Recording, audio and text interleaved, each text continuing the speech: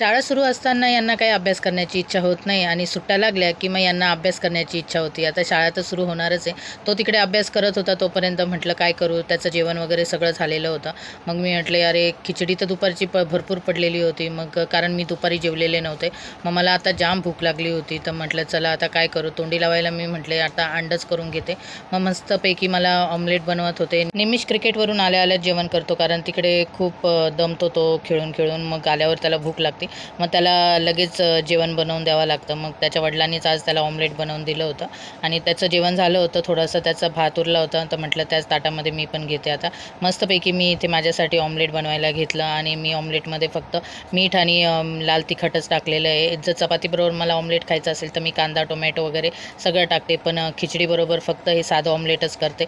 मग तव्यावर मी तेल टाकून ऑमलेट टाकून घेतलं. डबल अंड्याचं ऑमलेट बनवत होते. तव्यावर मी अंडं टाकून घेतलं आणि मस्तपैकी मग आपलं पकड घेतली आणि पकडीने मी तवा गोल गोल फिरवून घेतला जेणेकरून ते पूर्ण अंडं पसरून जाईल तव्याभोवती आणि व्यवस्थित सगळं होईल. असं करता करता थोडंसं अंडं माझं इकडे सांडलं गेलं आहे गॅसवर आणि मग मी वरतून बाजूनी परत तेल टाकून घेतलं की ते अंड्याचे किनारी जे आहे ते अशा चिटकून बसतात. मग उलटणीने मी किनारी पूर्ण मोकळ्या करून घेतल्या आणि ऑमलेट पलटी करून घेतलं.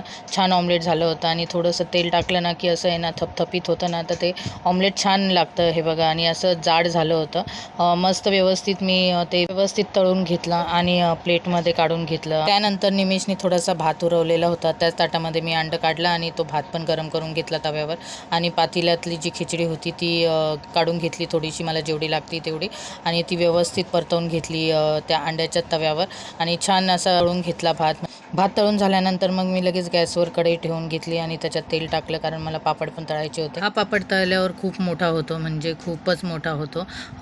ज्याला मद्रासी पापड म्हणतात. त्यांचे मित्र एक साऊथ इंडियनच आहे, तर त्यांचा कारखाना आहे आमच्या घराच्या जवळपास, तर तिथूनच ते आणतात हे पापड आणि खूप मोठा होतो. छान असतो. हॉटेलमध्ये वगैरे ते देतात मिसळ वगैरेवाल्यांना, तर छान असतो तो पापड, टेस्टी असतो. उडदाचाच पापड आहे. मग मी मस्तपैकी इथे जेवण करून घेतलं. खिचडी, पापड, लोणचं आणि अंडं असं मस्त जेवण करून घेतलं. निमिषचं तर झालेलंच होतं.